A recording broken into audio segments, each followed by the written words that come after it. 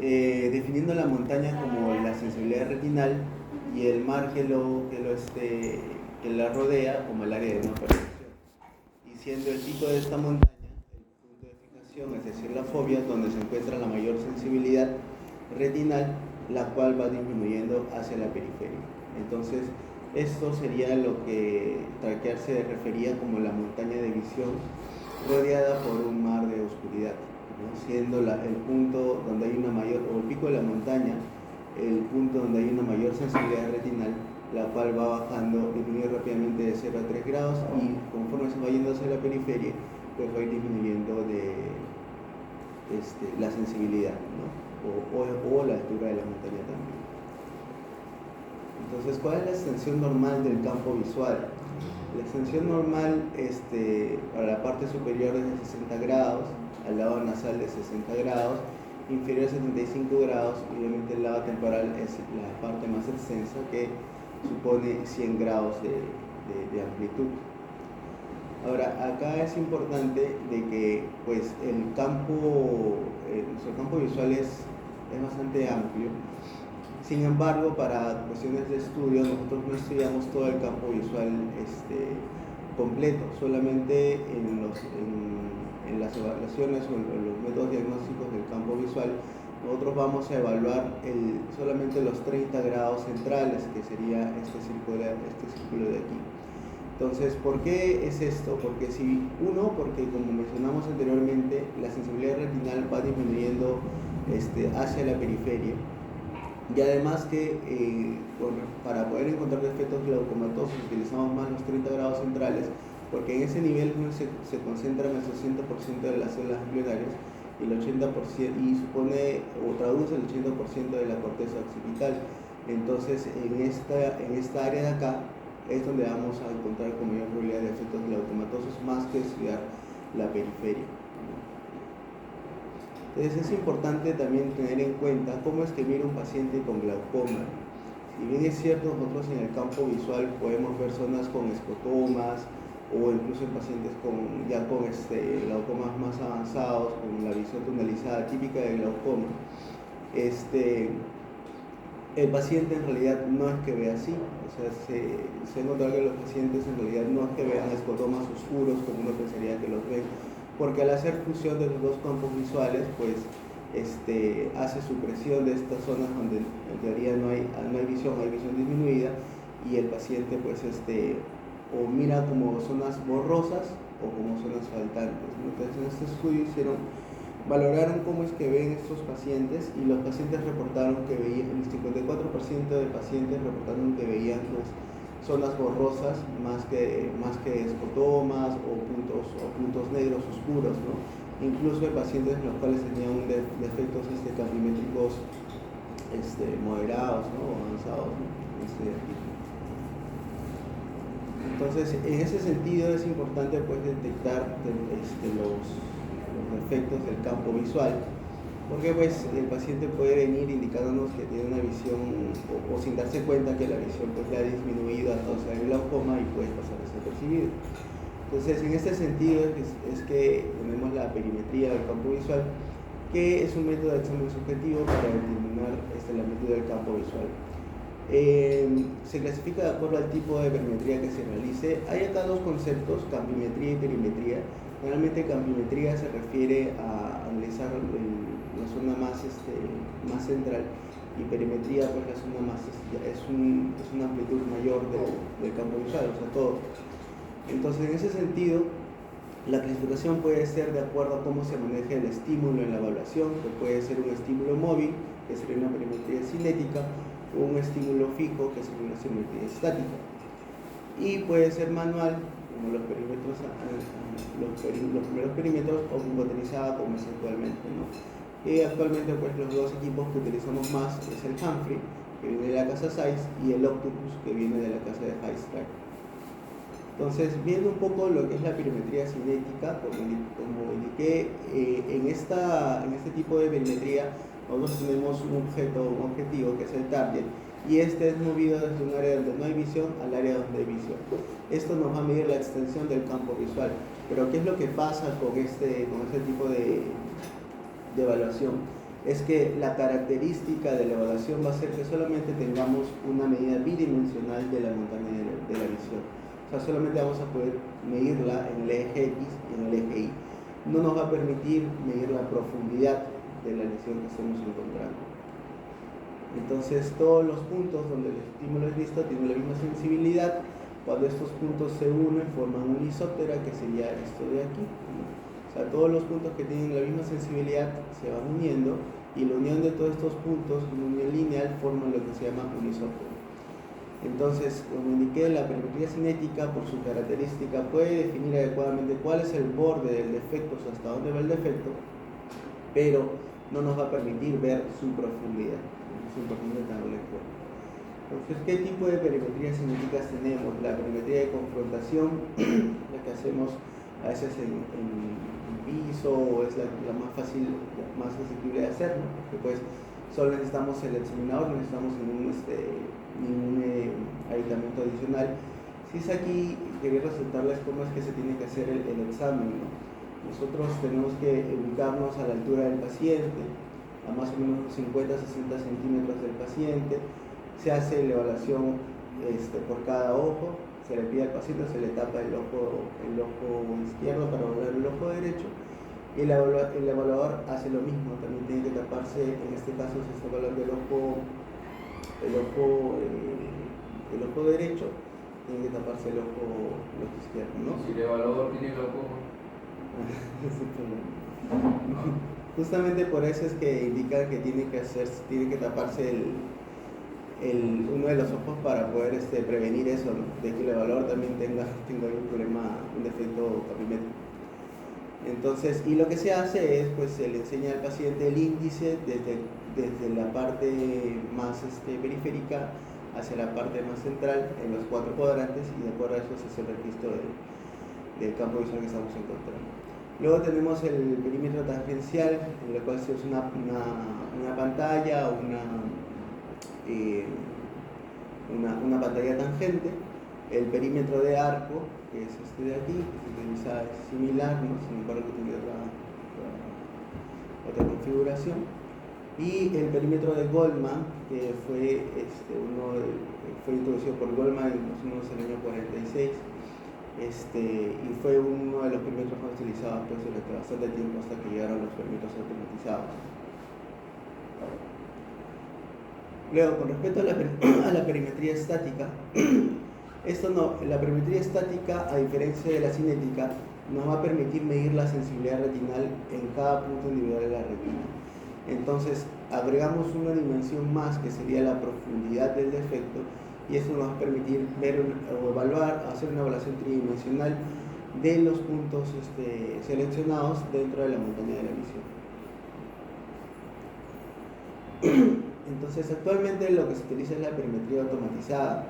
Lo que nos va a permitir esto es darnos resultados más sensibles y reproducibles, nos va a dar una información cuantitativa, también va a ser más eficiente porque vamos a utilizar menos tiempo al realizarla. Los diferentes programas o software que se han ido introduciendo, como el StatPack, que es un análisis estadístico, y la introducción de la data normativa, nos brinda hacer la comparación del paciente que estamos evaluando con respecto a los controles o los pacientes normales para su misma edad.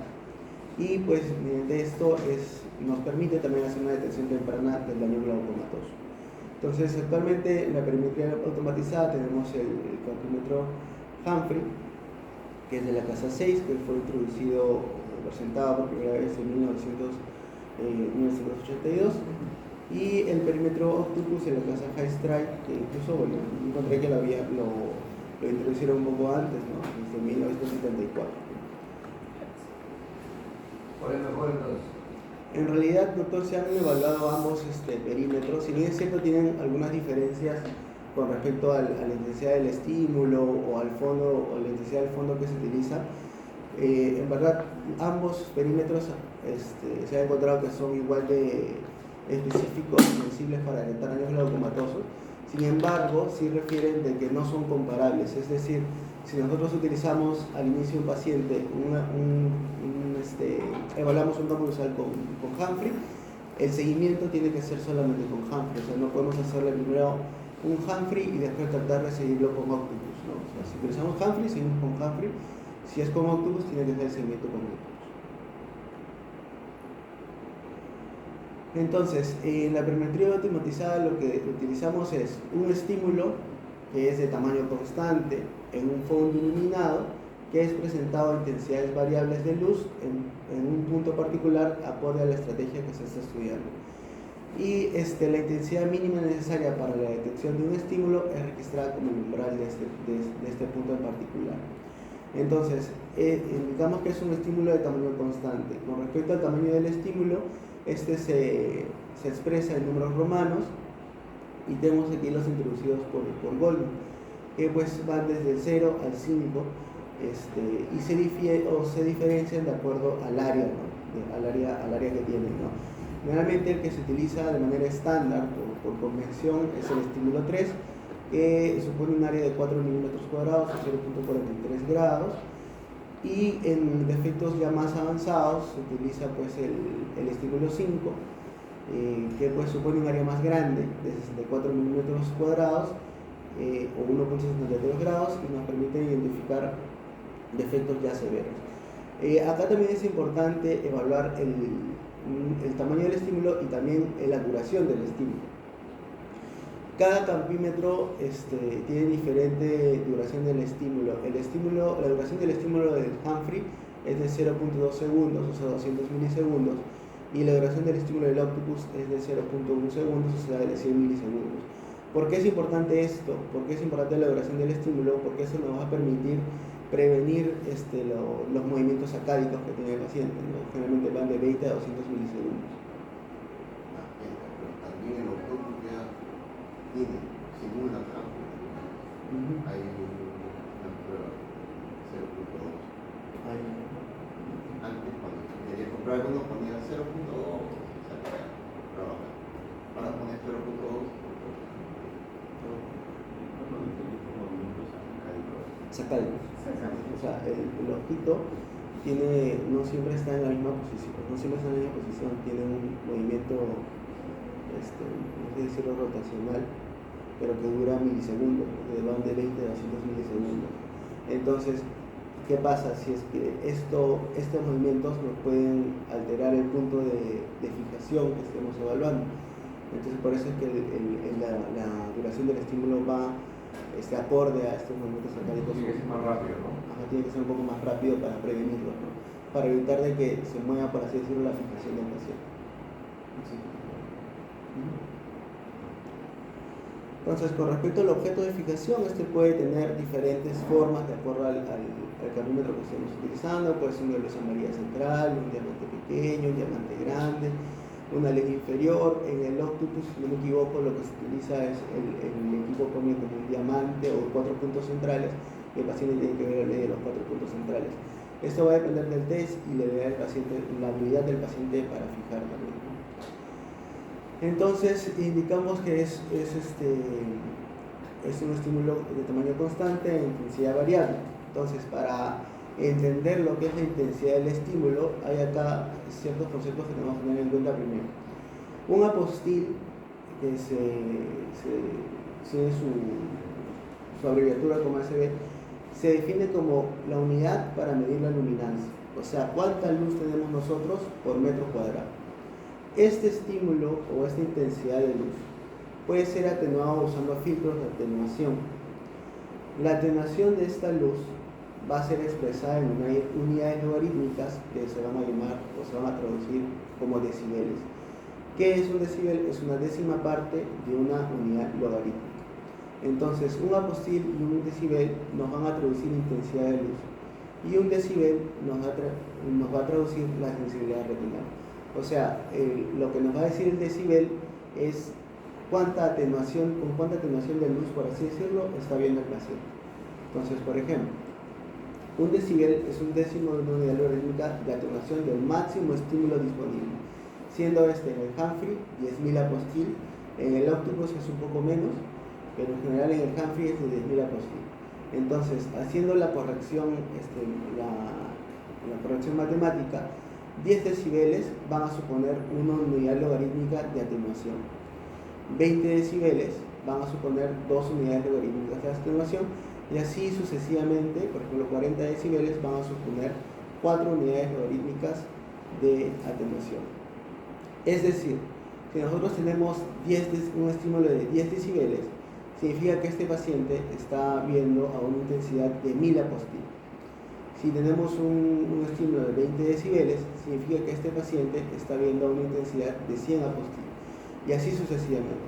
Si tenemos un paciente con 0 decibeles, significa que este paciente pues no está viendo sin ninguna atenuación, o sea, está viendo la mayor intensidad posible, que sería 10.000 apostil. Entonces, a ver, ya está. Si yo, digamos, en un punto determinado, el equipo me mide 10 decibeles, ¿okay? En otro punto 20 decibeles.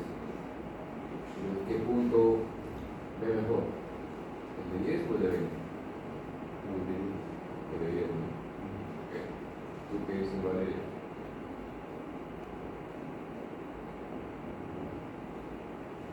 En un punto el equipo me marca 10 y en otro me marca 20. ¿Cuál es? ¿Qué punto ve mejor? El de 10. El de 10. ¿Segura? Sí. Necesito menos.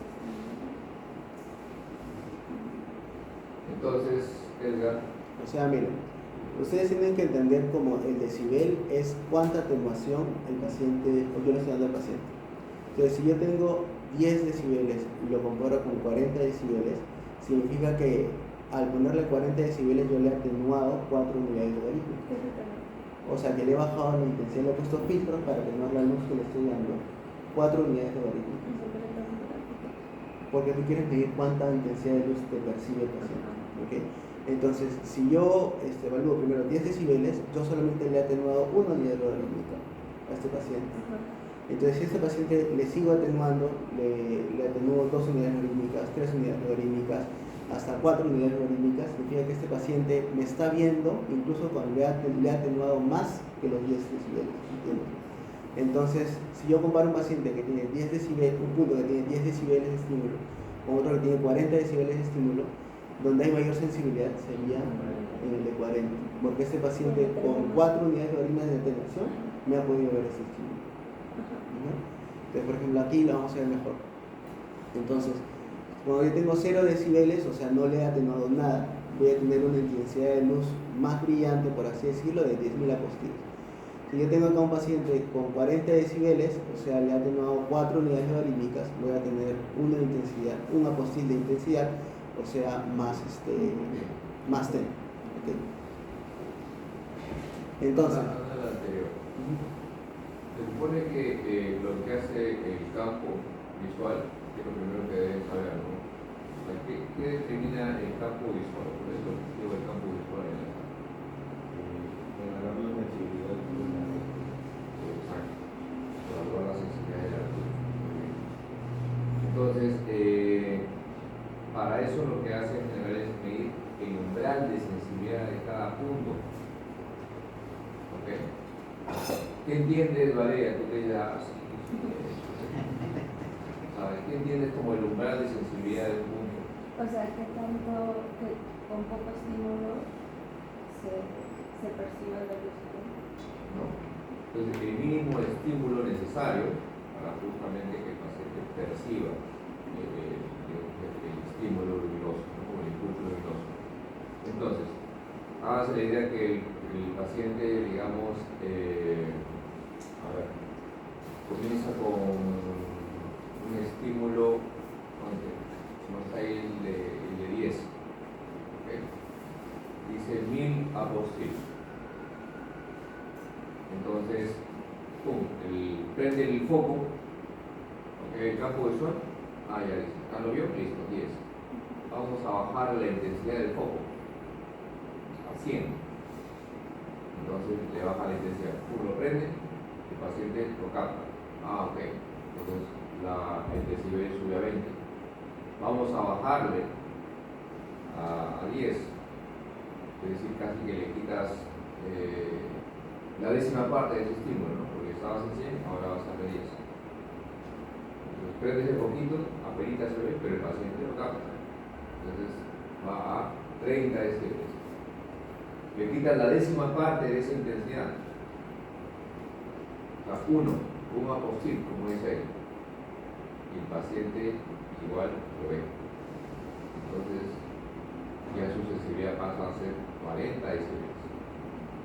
Entonces, cuando ustedes vean los decibeles, mientras más alto, ¿okay?, mucho mejor, que es la retina más sensible, capta más y más alto. ¿Entiendes? ¿Hay algún valor ¿Una promedio? consulta?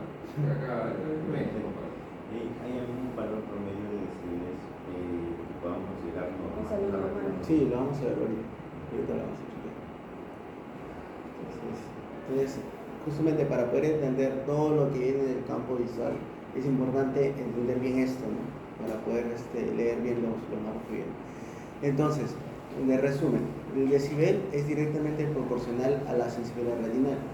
Mayor decibeles yo encuentro en un punto, va a haber mayor sensibilidad retinal. Y el decibel va a ser inversamente proporcional a un apostil, porque el decibel es la atenuación del apostil. A mayor decibeles, yo voy a tener menos apostiles porque lo voy a atenuar más. Y un apostil va a ser inversamente proporcional a la sensibilidad retinal.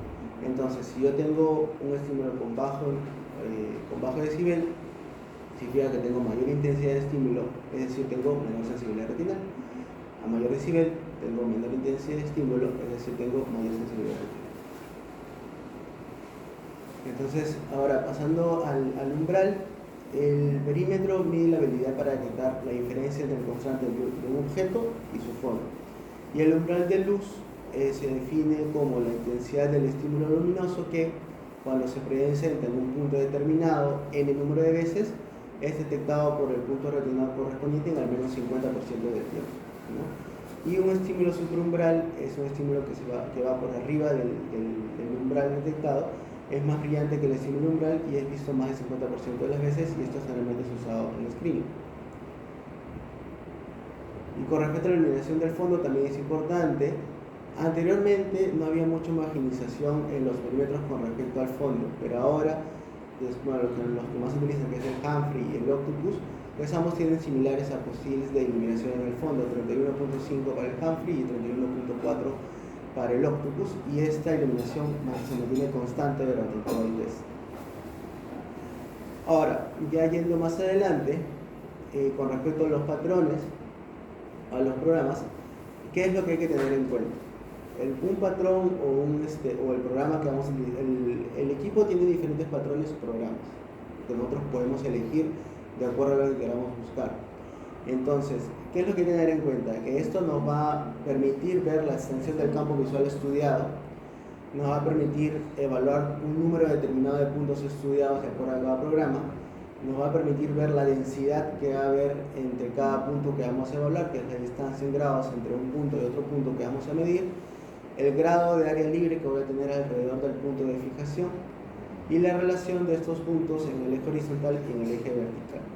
Entonces, de manera general, tenemos estos tres programas: el programa 30-2 central, 24-2 central y el 10-2 central. Entonces, vamos a ver esto. 30 significa la extensión que yo estoy evaluando. Por ejemplo, este es un 30-2, significa que yo estoy evaluando los 30 grados centrales. Un 24-2 significa que yo estoy evaluando los 24 grados centrales, y un 10-2 los 10 grados centrales. Ahora, ¿qué es lo que significa el número 2? Porque puede ser un 31 o un 32. El 31 significa de que los puntos que yo voy a evaluar en el eje horizontal están justamente en el eje horizontal. Sin embargo, cuando evalúo un 32, significa que los puntos no están sobre el eje vertical. Repite esa que acá Buenos días a todos. O sea, cuando yo evalúo un 30... La anterior. Estaba la anterior. Ya, vas a hablar de los programas. Sí. Okay. Entonces, cuando yo evalúo un 31, 30 significa que estoy viendo los 30 grados centrales. Y el 1 significa que la distribución de los puntos en el eje vertical van sobre el eje vertical.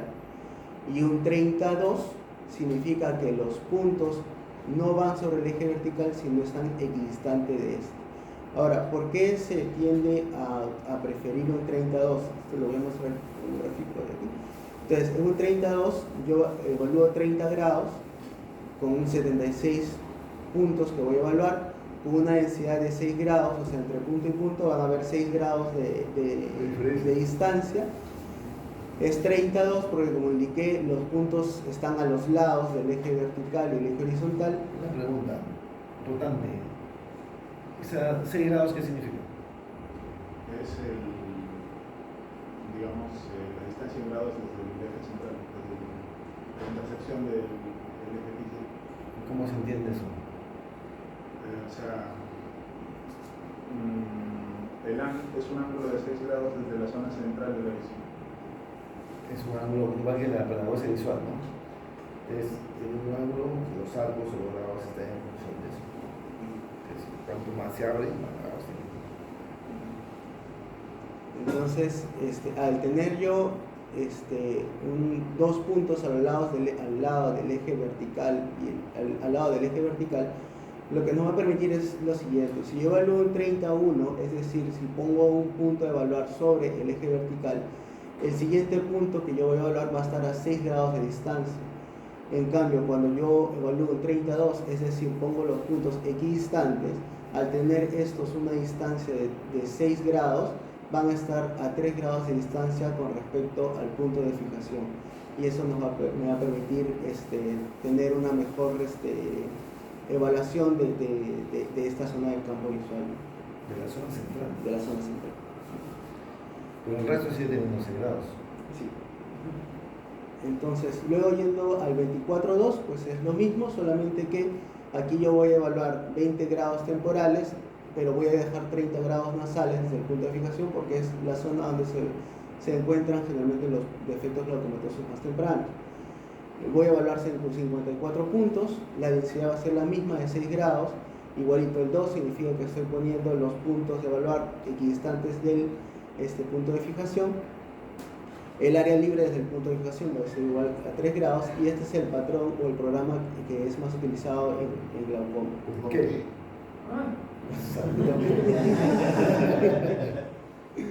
Todo el mundo quiere estar por... Lo que pasa es de que cuando yo evalúo un 32, primero que el tiempo va a ser mayor a comparación de un 24.2 y generalmente la mayor cantidad de efectos glaucomatosos se encuentran en esta área de los 24 grados centrales. Por eso es que no se escaparán algunos efectos glaucomatosos. ¿Qué piensas? Sí, pero justamente por eso es de que se configura el programa en los 30 grados nasales, ¿no? O sea, no son 24 grados continuos, sino son 30 grados. O sea, el gráfico tú no lo conoces. 30 es hasta acá. En el 24.2 estos puntos no los revisas. Y estos 4 es un escalón nasal. Pero cuando tú dejas de ver esto, no estarás pasando por alto algunos defectos capilares. Sí. Entonces, ¿cómo nos propones 24.2 en lugar de 32? Por un 18.2 para la próxima. Entonces, ¿Catarata te gusta más, no? Sí, pues esa es la razón. O sea, generalmente lo que recomiendo... ¿Cuál es la razón? No has leído los artículos que te demuestran que entre el 24.2 y el 32 había, o sea, no había diferencias muy importantes. A ver, ¿te gusta buscar? En lugar de estar apuntando. Ah, apunta. Está apuntando va a ir para el TikTok. Falta con. Ya. ¿Por qué 24 en lugar de 30? A ver, sigue avanzando. Bueno, tú tienes que dar esas bases. Porque si no, o tú solamente vas a hacer cosas en tu vida, no sé. La pregunta es si es que no hay diferencia significativa y solamente estamos evaluando el tiempo de reacción del paciente frente a un campo visual, ¿por qué no escoger cualquiera de ellos? No, lo que pasa es que el 30, o sea, con respecto al 24, simplemente, si ustedes se dan cuenta, ha eliminado la parte periférica. Solamente ha dejado. Así es.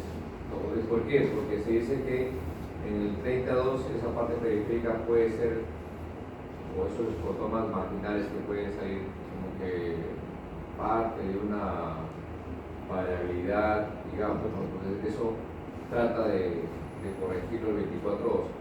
Entonces, cuando ya vemos un defecto periférico en el 24.2, es porque hay que tomarlo en consideración.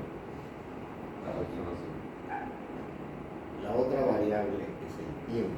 Mientras más demore el campo, Menos confiables. menos confiables. ¿No? Pues, como ejemplo, por ejemplo, antes era un gran completo, todos los puntos, demoraba bastante, 30 minutos, 20 minutos. Y poco a poco el siguiente se aburrieron. ¿Y a qué contraste? Vale.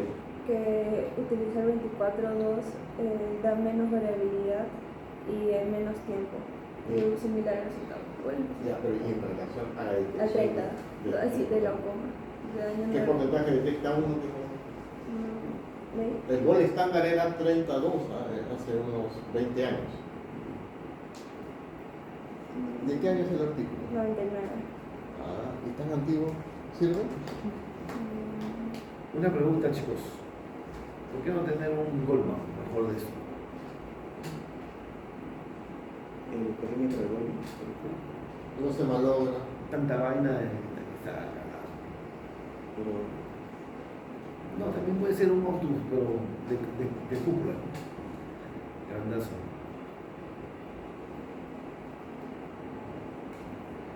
O sea, ahí tienes de una 100 perimetría. defectos que hay.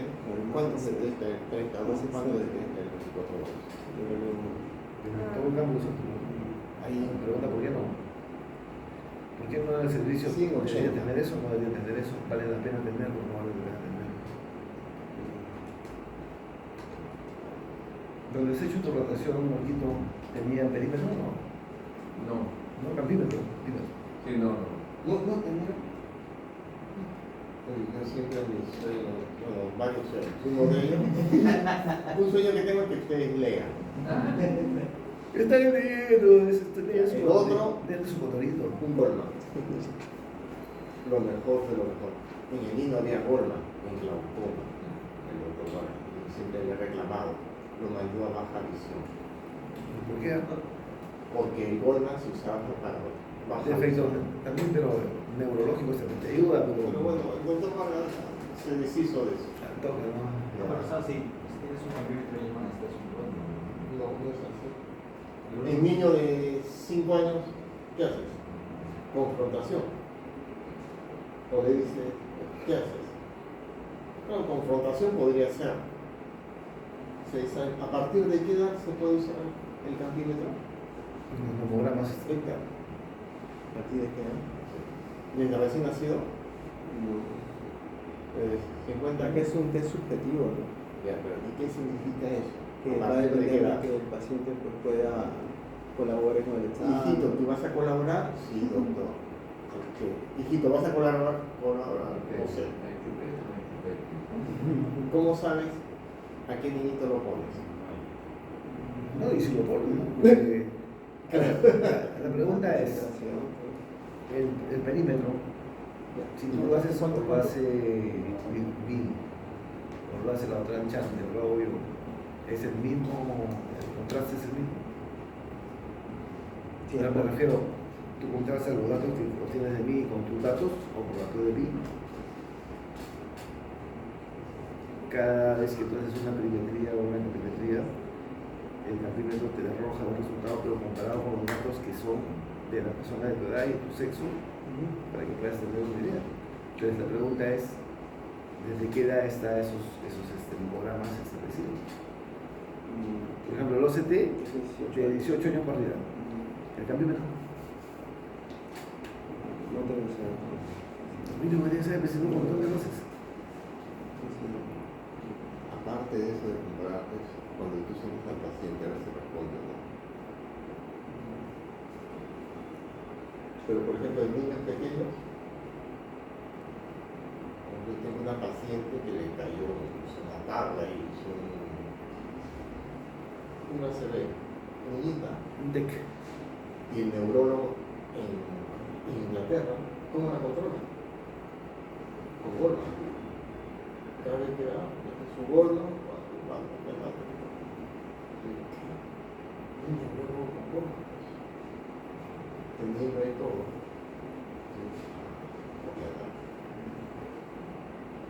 ¿Dónde será nuestro Goldman? No, pero en acá no era Goldman, era Un alemán medio raro. porque es diferente. En el 2 de mayo había Goldman y el otro. El que tenemos acá. Nada que ver. Nada que ver.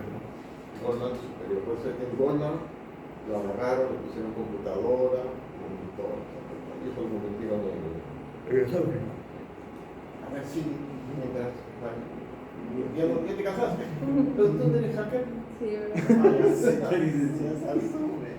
Entonces justamente la idea de ir de 30 grados a 24 va a ser eso, ¿no? Que en los 24 grados centrales pues no había mucha diferencia con respecto a los 30 grados para poder evitar efectos campimétricos, por eso es que dejan también los 30 grados nasales. Entonces luego tenemos el test, el programa 10-2, en el cual yo mido la extensión de 10 grados de punto de fijación. Aquí evalúo una mayor cantidad de puntos, 68 puntos, una mayor densidad, 2 grados entre cada punto, lo cual me da una mayor resolución. Igual es un 10-2, significa que 2 puntos al lado del eje vertical y horizontal, y el área libre del punto de fijación va a ser de 1 grado, y eso es útil en pacientes con glaucomas avanzados y en patología macular. Entonces aquí voy a tener una mayor densidad de los puntos, voy a tener 12 puntos en los 10 grados central, comparando un 24-2 que tengo 10 puntos en los 10 grados centrales, o un 10-2 en el cual tengo 68 puntos en los grados centrales, voy a tener una mayor resolución. Ahora, yendo con respecto a la estrategia, ¿no? La estrategia, van a haber diferentes tipos de estrategia. La que se utilizaba primero de los clásicos era la estrategia estándar o umbral completo, en la cual para medir el umbral utilizaba una estrategia, un mecanismo de escalera, ¿no? En la cual la intensidad del estímulo era modificada, subida o bajada en pasos. Generalmente se presentaba un estímulo al paciente y ese estímulo se iba disminuyendo 4 decibeles hasta que el paciente ya no podía ver el estímulo.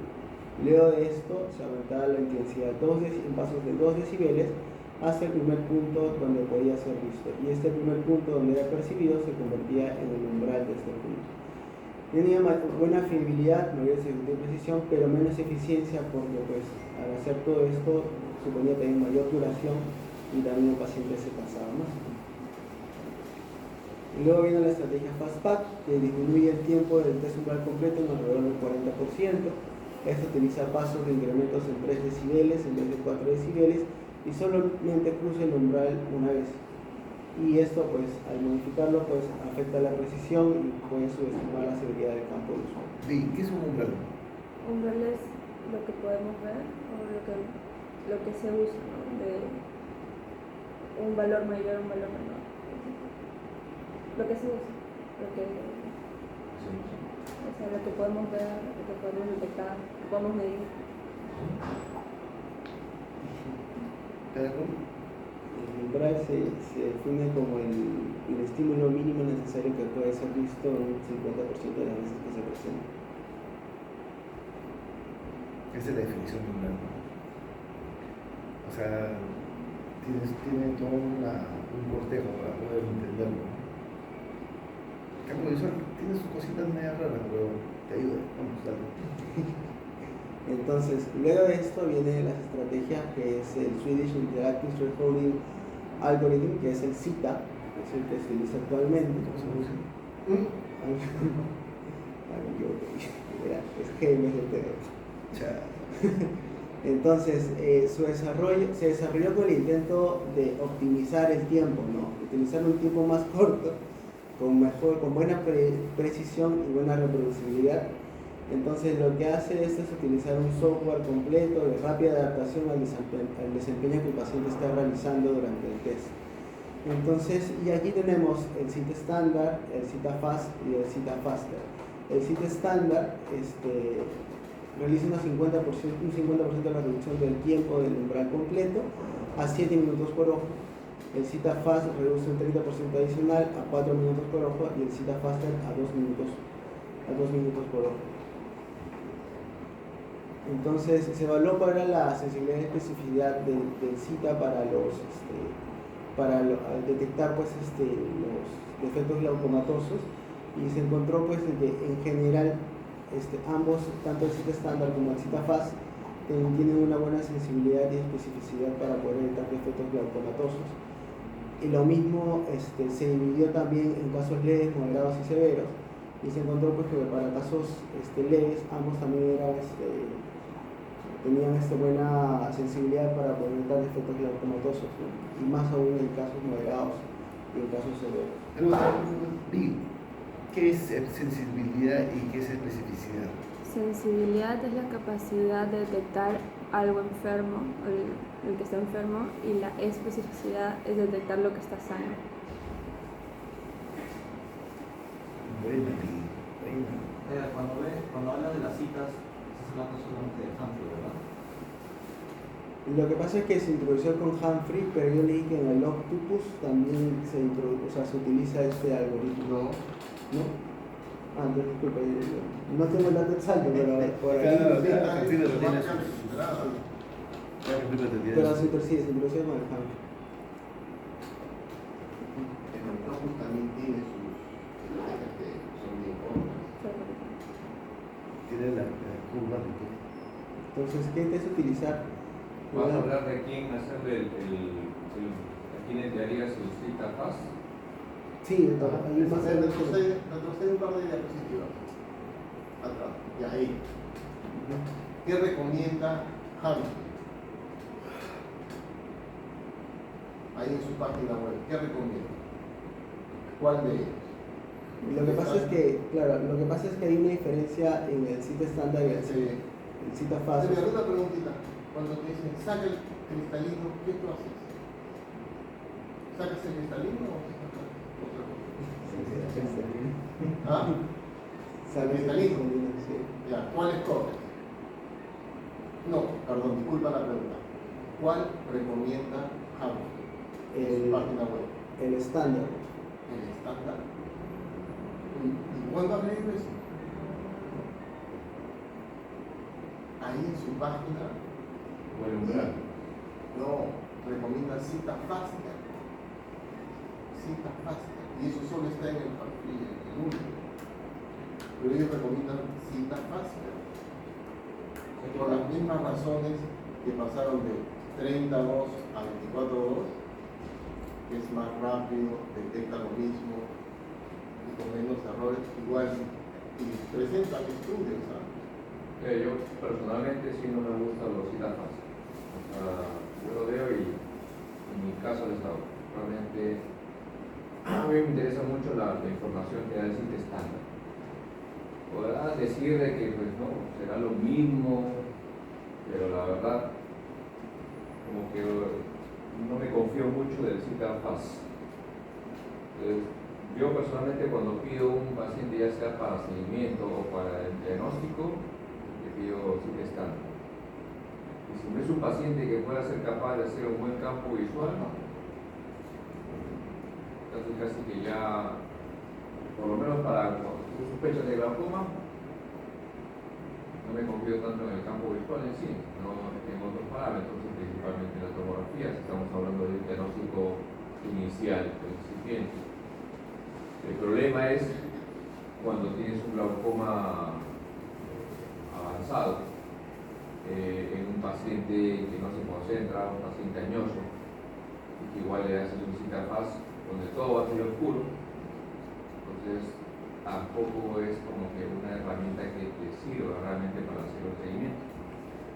Es complicado hacer el examen. Bueno, ya nos iríamos un poquito más en este ejemplo, ya por el 10-2. Creo que el 10-2 es equivoco, ya no tiene un programa rápido. ¿Ha revisado eso, Edgar? Que dentro del 10.2 haya un programa más acelerado para 10.2. No. Creo que no.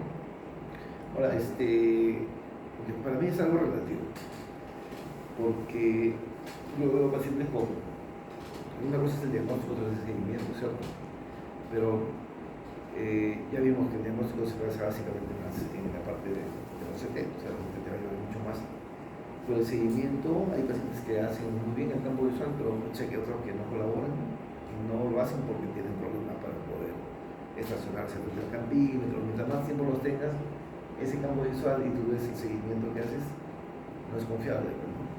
En esos casos es mejor tener eso un poquito, que nada, algo de información te va a dar. Y los estudios te hablan, ¿no? Te dicen, oye, pues si acaso acá, así sea pequeños minutos, te ayudan, ¿no? Entonces, pues, o sea, acá hay 3 puntos de vista diferentes. ¿Qué hay ese también? Creo que hay que ver al paciente. Si es una persona mayor que va a colaborar, es una persona que se le va a hacer seguimiento y ver cuánto ya de daño de campo visual que yo tenía. Pero yo creo que sí capaz. Ahora, muchas veces van a tener ese paciente que no es tan mayor, digamos, de promedio de 60 a 65 años, joven para lo que es la edad de glaucoma, en que ustedes le piden una tomografía y observan apenas un daño inicial, sin embargo viene con un doble arqueado, pues, en el campo visual, o sea, una incongruencia completa del campo visual con respecto a la tomografía. Y uno dice, ¿por cuál me guío? Entonces, pues uno tiene que guiarse en ese momento cuando observa incongruencias por los exámenes objetivos. En este caso, pues, mandatorio es el OCT. Entonces, el OCT también, igual, si sé que en ese paciente no es un buen paciente como para hacer seguimientos campimétricos, fuera de la esperanza de que poco a poco vaya aprendiendo, bueno, pero fuera de eso, imagínense que tiene un paciente que no es capaz de hacerlo, entonces hay que hacer tomografías seriadas, ¿no? Entonces, cada 6 meses, no esperar cada año, y eso también te da un seguimiento estricto. Eduardo, ¿tú cómo haces? Citafaster a todos. De arranque, ¿haces Citafaster a todos? ¿Así? O sea, si yo encuentro sospecha, un nervio limítrofe o locomotor, Citafaster. Primero. ¿Por qué? Pero ¿por qué? De todas maneras, como es más corto, el aprendizaje Más rápido. es más rápido, eso es más sencillo. Hay muchos pacientes que, o sea, mandan, ¿no? Hay veces un cita estándar negro, pero el nervio no corresponde. Le mandas otro, le mandas otro. Al final, con el Citafaster sale lo que tiene. Claro, también hay que recordar siempre que los primeros campos son de aprendizaje, pero yo me guío por lo que dice Humphrey. O sea, pero Humphrey dice lo que dice Por los estudios. estudios. Claro. Pues esos estudios son bien interesantes. O sea, y no es que uno sea mejor que el otro, uno es mejor que el otro marginalmente, un poquito. O sea, lo que Marco ve es real, pero es un poquito. Y ese poquito yo digo, bueno, lo aprovecharé yo. Es un poquito más. Nada más no es que sea un montón más. Ahora cuando vean, ahí tú lo has presentado, ¿no? ¿Edgar? Porque 2 minutos hace la diferencia. Estoy presentando uno de que es, pero no es comparación con el paso. Ese sí, lo voy a presentar en la segunda parte. No te pases. ¿Has hecho campo visual alguna vez? ¿Y cómo quieres opinar? ¿Has hecho un campo visual? ¿Hacer? Tú. Sí, No, sí. lo que han hecho a ti, tú. Si yo he hecho, Tú agarras, te sientes y has hecho la tomografía. sí. ¿Has hecho? Ya, ¿tú? ¿Has hecho? No, cuando fuimos a Libra hice campo visual. ¿Te hicieron? Para ti, a ti. ¿Te hicieron un campo? A ti, o sea, que No, tú yo eras... hice, pero a mí no me hicieron. O sea, sí más o menos vi cómo era. No, está mal. ¿Has hecho tú el campo visual? ¿Tú lo has hecho? ¿Te han hecho tu campo visual? ¿Y cómo quieren opinar ustedes? ¿Cómo opinan?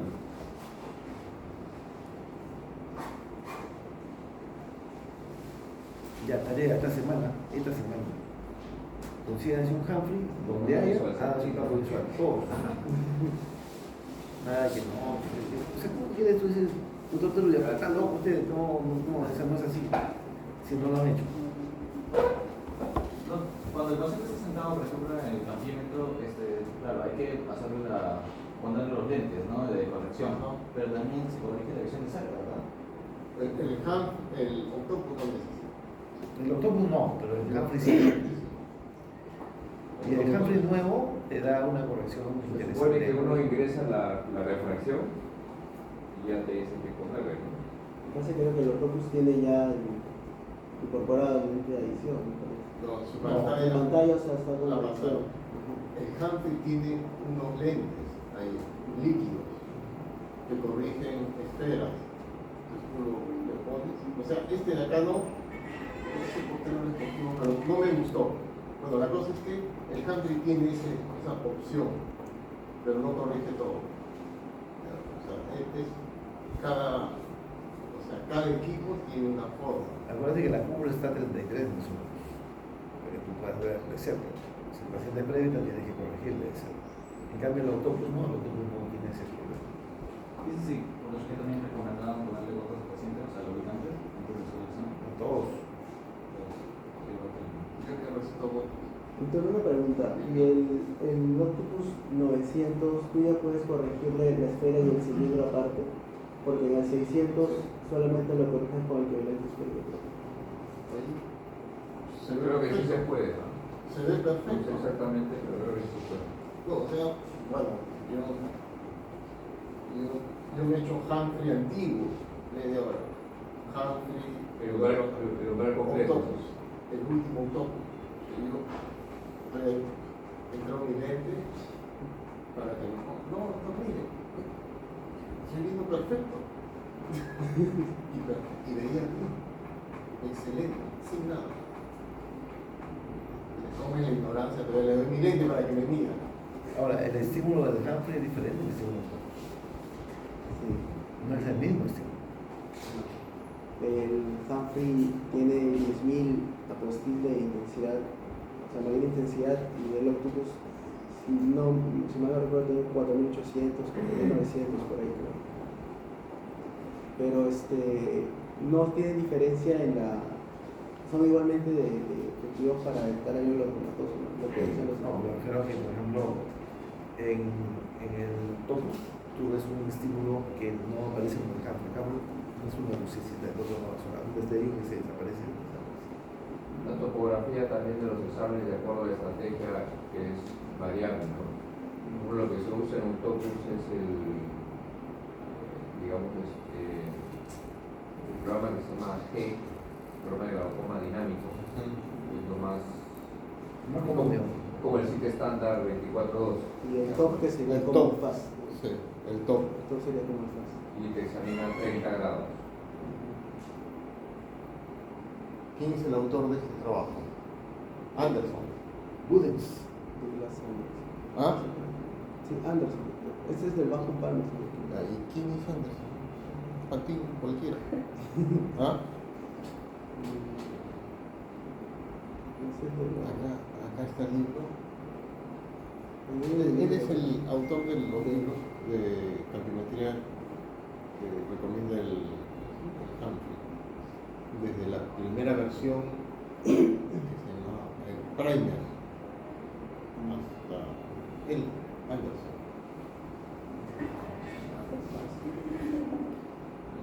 Que recuerde el nombre. Sí,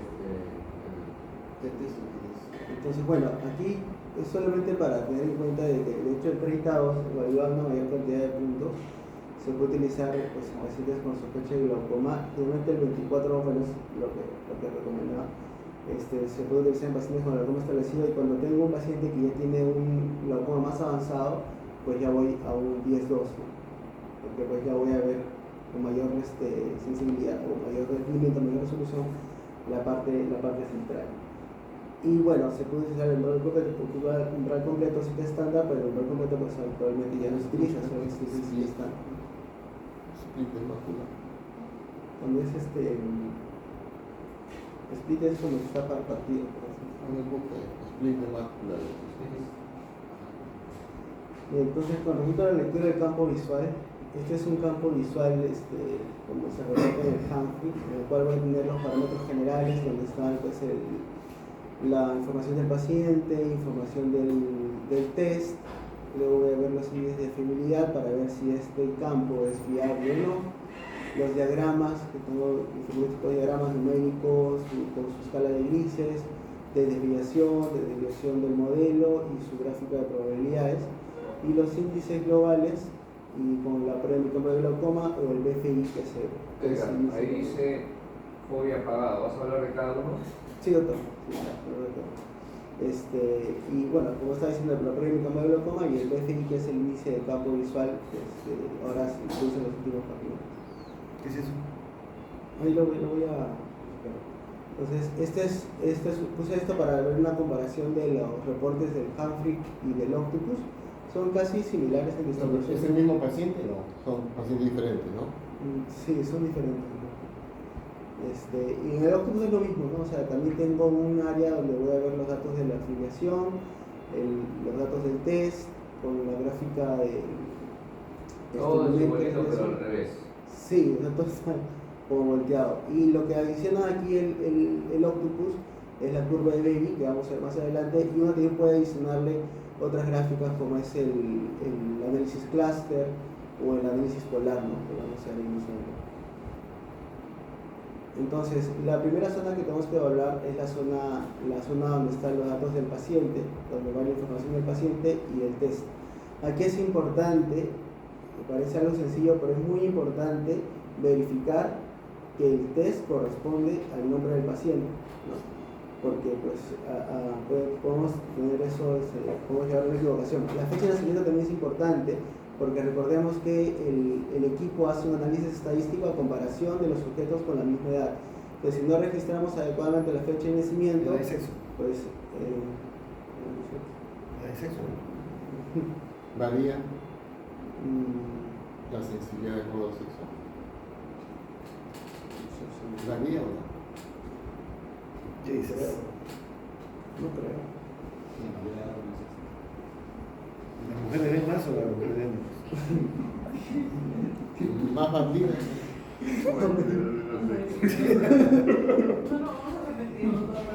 ¿Cómo?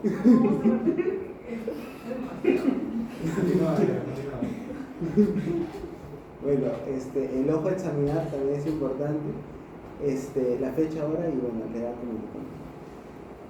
Entonces, ¿qué otros datos voy a ver acá? La pupila, el diámetro pupilar también es importante, un diámetro de 3 a 4 milímetros es óptimo, porque en diámetros menores voy a tener una depresión difusa del campo, estamos en la periferia, la agudeza visual del paciente y la refracción también es importante, porque, por ejemplo, en este caso vemos un paciente con un diámetro pupilar de 2 milímetros, en los cuales vemos que hay una depresión, hay unos escotomas en la zona periférica, pero cuando este paciente se evalúa con un diámetro pupilar mayor, pues vemos que estos escotomas o estos defectos ya no se encuentran, ¿no? Por eso es importante ver el diámetro pupilar. ¿En qué paciente tendrías cuidado con esto? Pacientes que ya tienen glaucoma y están usando qué cosa.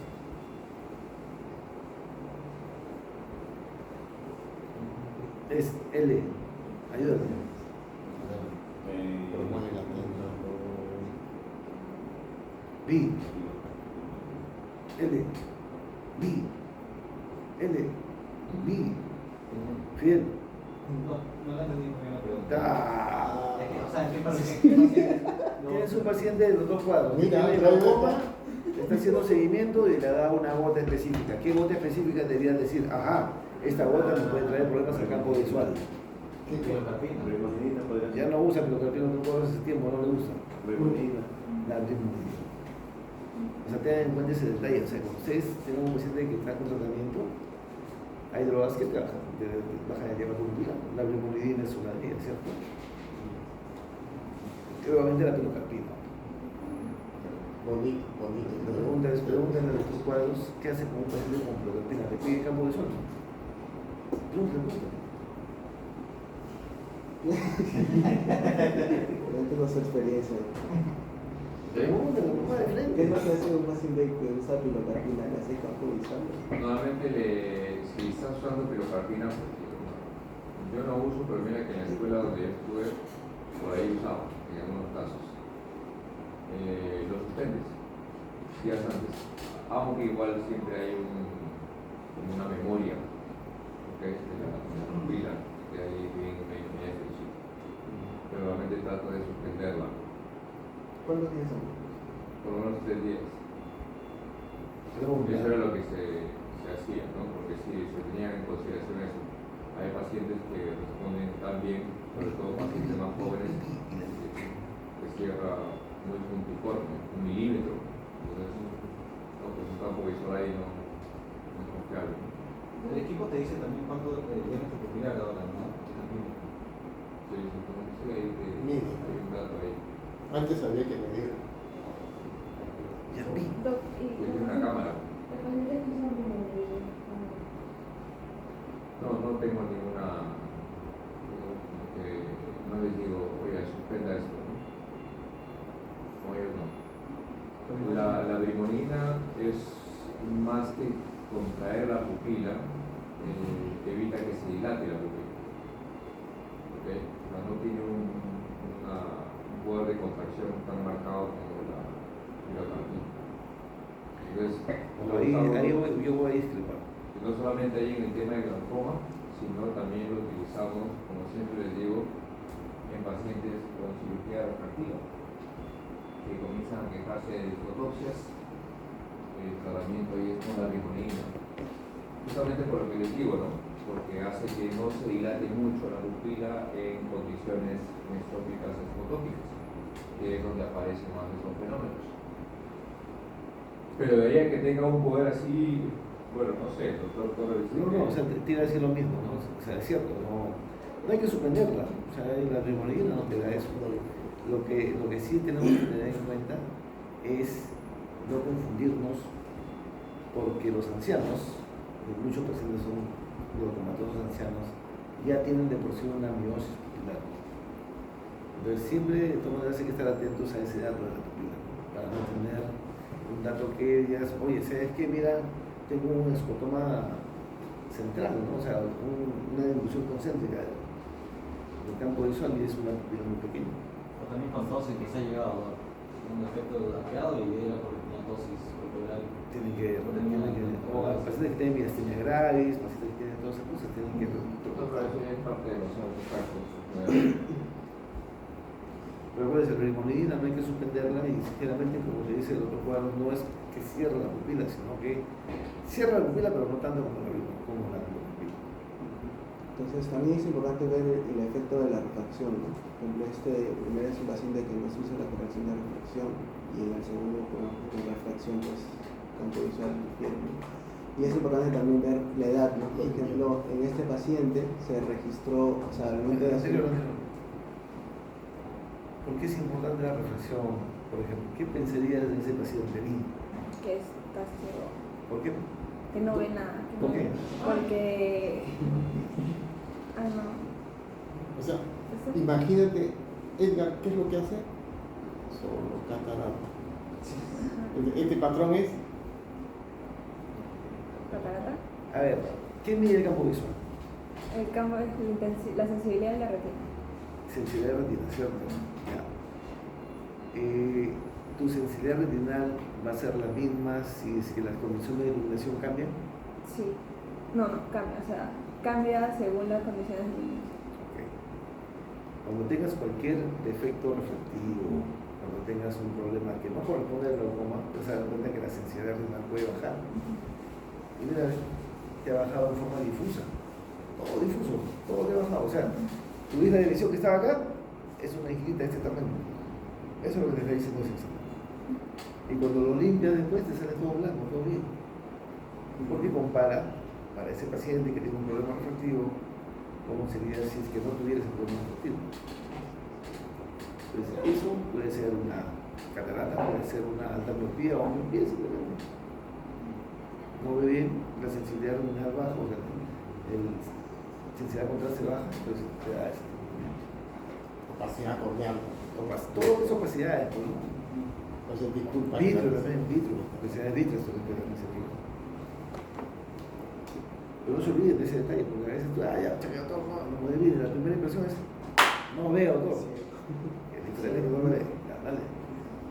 Entonces, es importante también ver el ojo del paciente, ¿no? Por ejemplo, en este paciente se registró que se estaba evaluando ojo derecho, pero pues en la evaluación se está evaluando ojo izquierdo en realidad, ¿no? Entonces, ¿cómo nos permite ver qué ojo estamos examinando al ver en la escala de grises? Es pues por la mancha ciega, ¿no? Hay que tener en cuenta aquí de que pues la mancha ciega, cuando estamos hablando del ojo derecho, pues la mancha ciega la voy a ver al lado derecho porque es una imagen en espejo. Cuando veo el ojo izquierdo, la mancha ciega la voy a ver al lado izquierdo porque es una imagen en espejo. Entonces, por ejemplo, acá tengo el ojo derecho y el ojo izquierdo. Entonces, la retina y el nervio van a traducirse en el campo visual de esta forma. Tal cual como lo ves. Entonces, el paciente lo que va a ver es esto, ¿no? En el ojo derecho va a ver esto, o sea, la representación del campo visual es como el paciente ve, ¿no? Por eso es que en el ojo derecho, la mancha ciega está en el ojo derecho porque es una imagen en espejo del lado nasal donde está el nervio, ¿no? Lo mismo pasa en el ojo izquierdo, ¿no? La mancha ciega se ve en el lado izquierdo porque es una imagen en espejo del lado nasal donde está el nervio. Pero realmente sería el lado temporal. Así es. Ya.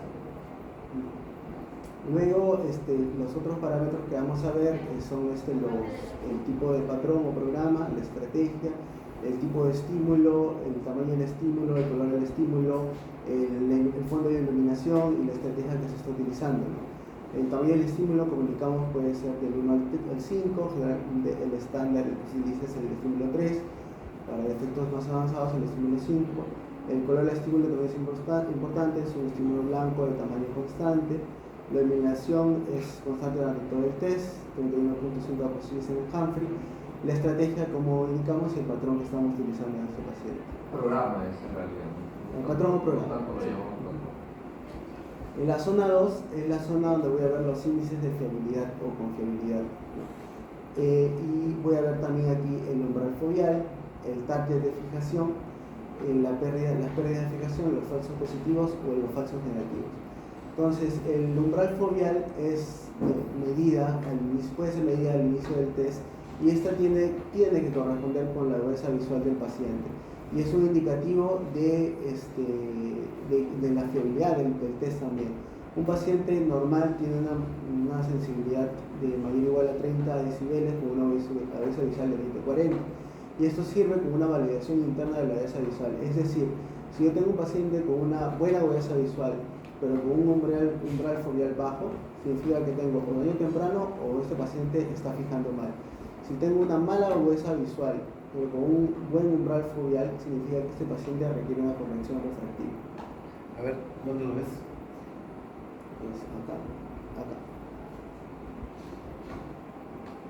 ¿Por qué la mayoría está apagado?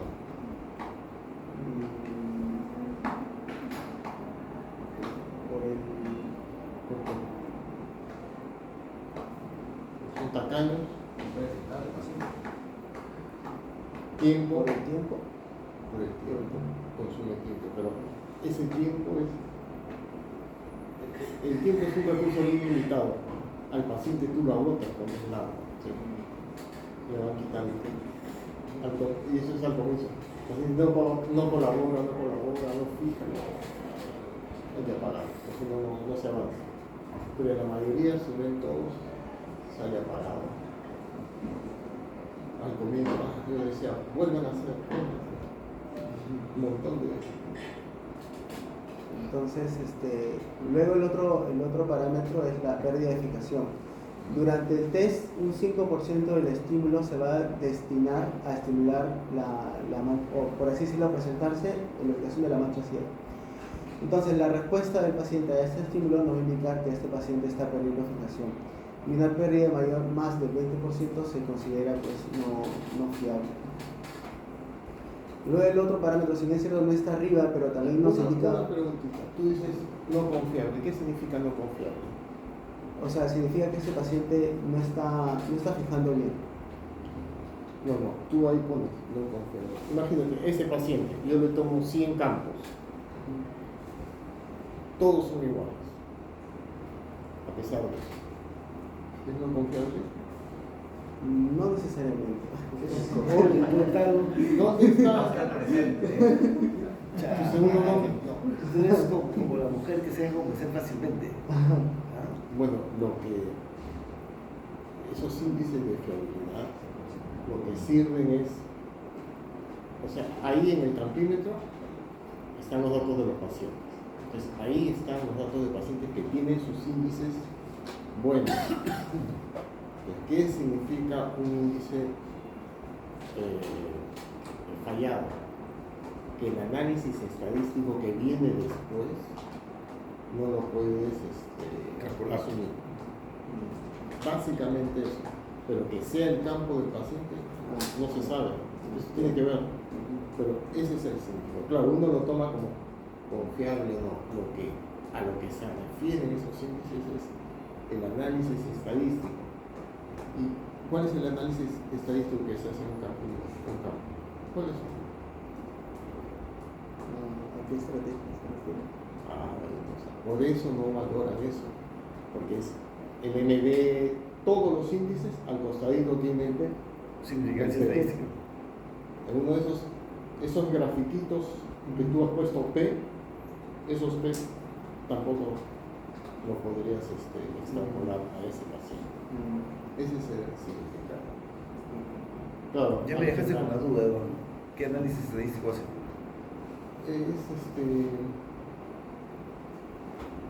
Hacen análisis ANOVA, T-Student.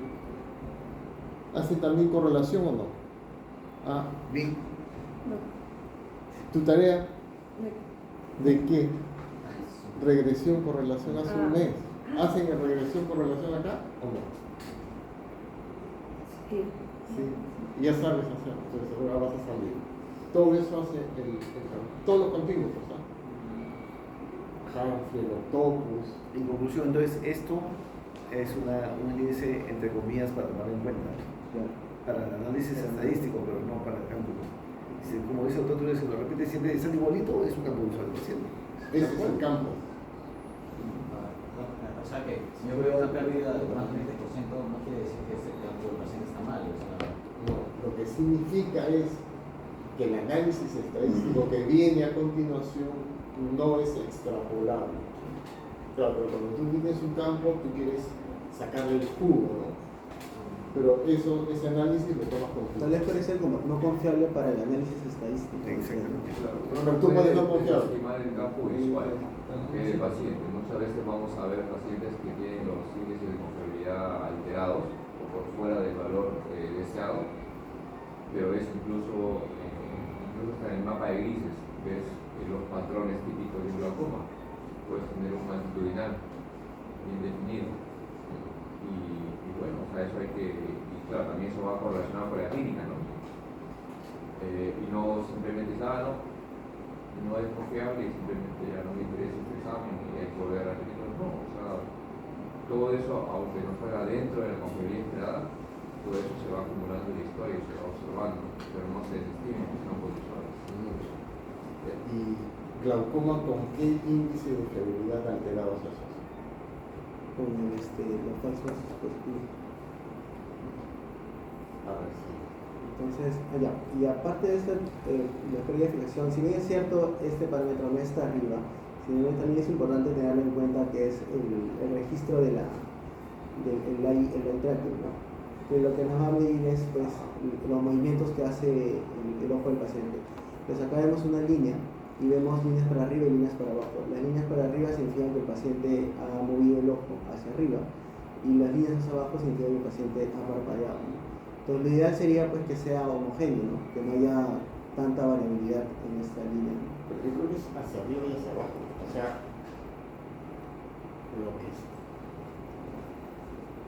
Acá acá mueve a cualquier sitio. Acá parpadea, pero acá mueve. Yo creo que es así como dice el doctor. No es que mueva hacia arriba. abajo, sino abajo, para arriba, pero el Arriba arriba puede estar en bien. la cama, allá arriba, donde sea. Pero en todos los camioneros que nos han llegado a eso sale igual, o sea. ¿Cómo sale igual? O sea, siempre sale como el paciente que ha movido su dedo. Nunca he visto así uno que sea como que. Hay veces, Lo más plano posible. pero hay veces lo apagan. ¿Por qué lo apagan? No quieren que salga porque están hecho mal el campo. Porque me imagino que porque por ejemplo el octopus cuando el paciente tiene... ¿El autobús tiene? No. O sea, me refería a que, por ejemplo, el octopus te detecta la fijación, pero cuando sale la fijación se apaga. Acá. Esto. ¿Por qué en el campo y veces no sale esto? Porque así como para detectar el general consume tiempo y aburre al paciente y cansa al paciente, esto también necesita tiempo, cansa al paciente, esto necesita tiempo, entonces hay veces hay que apagarlo, o si no, no sale el campo. Y eso es de Hanafik. A ver si... Tienes un minuto ya para meternos un corte para el Bueno, entonces, los falsos positivos y los falsos negativos también es otro parámetro que se toma en cuenta, ¿no? El falso positivo significa que el paciente presiona el botón cuando no se presenta estímulo. Esto se llama, pues, lo que son los trigger happy, que son los gatilleros felices, por así decirlo, en la producción. Y esto se va a traducir como escotomas blancos, es decir, con áreas de una alta sensibilidad en la escala de grises. Y esto, cuando tenemos un parámetro de más de 15%, pues nos indica mala fiabilidad. En el octopus, cuando sale más del 15%, se sale el color naranja, y cuando sale más del 33%, el color rojo, ¿no? Pero cuando más del 15% nos indica que es una mala fiabilidad. Y el falso negativo significa que el paciente no presiona el botón en un área donde previamente ya se había determinado sensibilidad, y esto nos indica que hay pérdida de atención o el paciente simplemente se ha cansado. Aquí hay diferentes puntos de corte, más del 15 a 20% se considera normal, pero lo que indican es de que los falsos negativos en verdad se pueden presentar altos en pacientes que tienen daño glaucomatoso. Entonces, por eso es que una tasa de falsos negativos elevada no necesariamente nos va a hacer que descartemos el campo visual, ¿no? Sino que puede ser que este paciente tenga un defecto glaucomatoso que está haciendo que tenga falsos negativos altos. Entonces, esto se va a traducir también en lo que vamos a ver en las escalas de grises. Acá hay una zona con un escotoma blanco que se traduce, es una zona de falsos positivos. Y el falso positivo se entiende como es más destructivo para la interpretación porque va a enmascarar el defecto que tiene el paciente. Por el otro lado, el falso negativo se presenta en hoja de trébol y el falso negativo más bien nos va a empeorar el defecto que nosotros estamos viendo. Entonces, ¿por qué vemos esta distribución de hoja de trébol? Porque el campímetro inicialmente lo que analiza son los puntos centrales.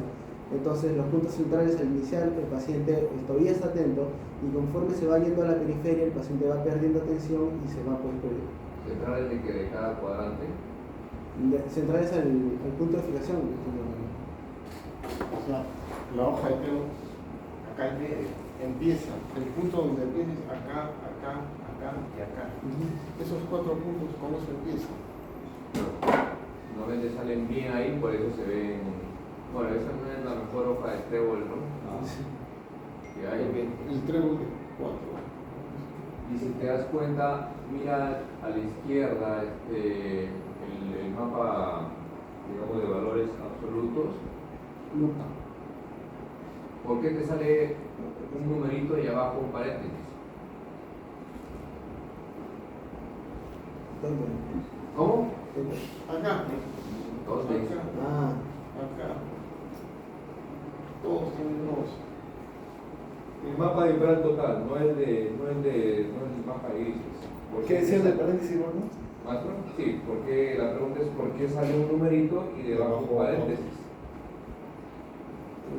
Yo entendía que el paréntesis era una segunda... Una segunda opinión, o sea, el equipo dice que va a dar una segunda opinión. Voy a consultar con otros. ¿Qué pasó? ¿Ah? O sea, el punto de paréntesis es una segunda medida de ese punto. Eso es porque estás, digamos, yéndote directamente al mapa y no estás revisando lo que nos está recomendando revisar primero, que es la parte superior del examen.